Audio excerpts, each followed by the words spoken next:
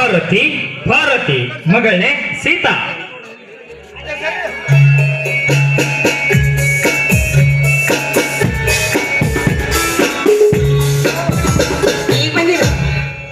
ಹೌದಮ್ಮ, ಇದೀಗ ತಾನೇ ಬಂದೆ.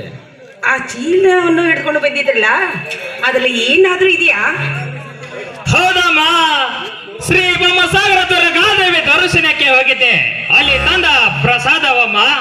ಹಾ ಸೀತಾ, ನಿನ್ನವ್ವ ಎಲ್ಲಿ ಹೋಗಿದ್ದಾಳೆ? ಅಯ್ಯೋ, ಬಟ್ಟೆ ಹೋಗ್ಬೇಕಂದ್ರೆ ಮನೆಯಲ್ಲಿ ನೀರಿರ್ಲಿಲ್ಲ, ಅದಕ್ಕೋಸ್ಕರವಾಗಿ ನೀರು ತೆಗೆದುಕೊಂಡು ಬರ್ತೀರಿ ಅಂತ ಹೋಗಿದ್ದಾರೆ. ಇಷ್ಟರಲ್ಲಿ ಬಂದು ಬರ್ಬೋದು.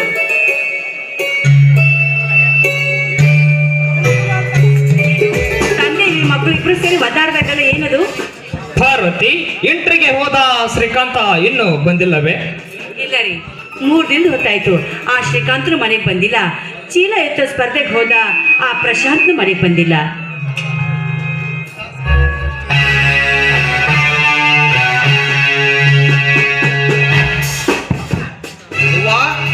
ಅಪ್ಪ ಬಾ ಪ್ರಶಾಂತ.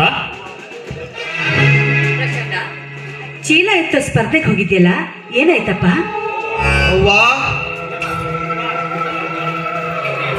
ಅವ್ವ, ನಿಜವಾಗ್ಲೂ ಹೇಳ್ಬೇಕಂದ್ರೆ ಅಣ್ಣನಿಗೆ ಸೋಲು ಅನ್ನೋದೇ ಇಲ್ಲ. ಯಾವಾಗಲೂ ವಿಜಯದ ಪತಾಕಿನ ಆರಿಸ್ಕೊಂಡು ಖಂಡಿತವಾಗಿಯೂ ಅಣ್ಣ ಬಂದೇ ಬರ್ತಾರೆ.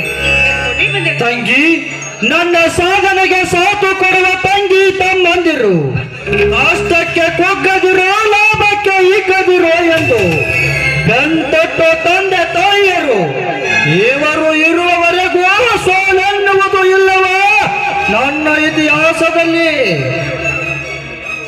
ಪ್ರಶಾಂತ, ಇವತ್ತು ಯಾವ ಊರು ಕಂದಾಗ ಬಹುಮಾನ ತೆಗೆದುಕೊಂಡು ಬಂದಿ ನೀನು?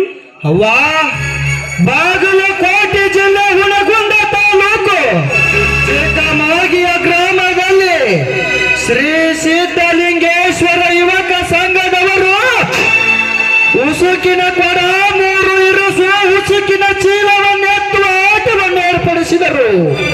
ಆ ಕಣದಲ್ಲಿ ಕಾಲು ಹಿಡಿಯುವಾಗ ಶ್ರೀ ಗ್ರಾಮ ದೇವತೆ ದೇವತಾಯಿ ಅಂಗಾರವನ್ನು ಹಣೆಗೆ ಹಚ್ಚಿ 5 ನಿಮಿಷದಲ್ಲಿ ಉಸುಕಿನ ಕೊಡವನ್ನು ಹೊತ್ತು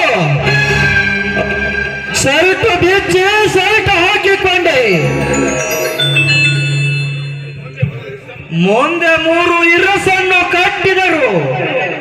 5 ನಿಮಿಷದಲ್ಲಿ 9 ಸಲ ಊಟ ಬಸಿಯನ್ನು ಹೊಡೆದು ಆ ನಂತರ ಉಸುಕಿನ ಚೀಲಕ್ಕೆ ಹೋಗುವಾಗ ನನ್ನಪ್ಪ